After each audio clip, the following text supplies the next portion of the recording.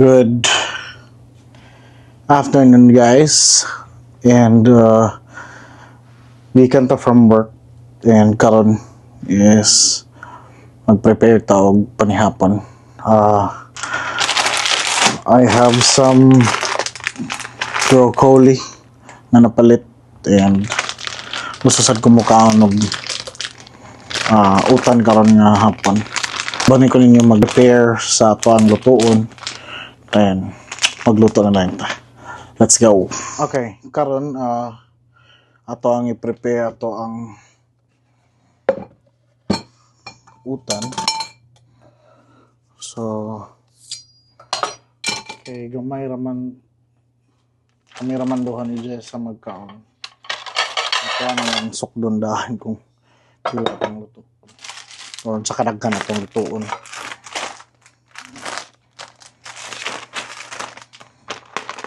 So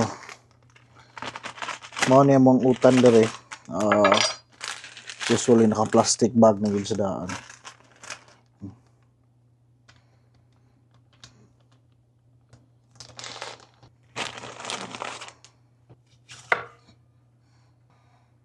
Kuha lang nato ni pinatlandaan. Tutulong siyang slicean into gagmay nga bits.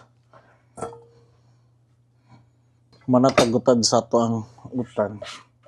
Karon na to na po mga panakot. By the way guys, ato na yung lutoon karon is adobo nga broccoli. Kabalon sa ngalan. Pero the way na ko sa lutuon is adobo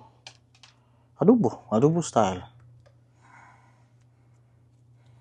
So makoy atsal dere. Putag bumbay.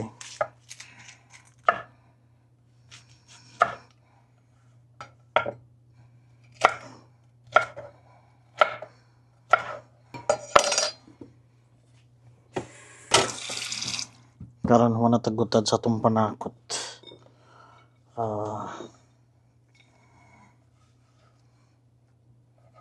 Kanina pong karne atong lutaran.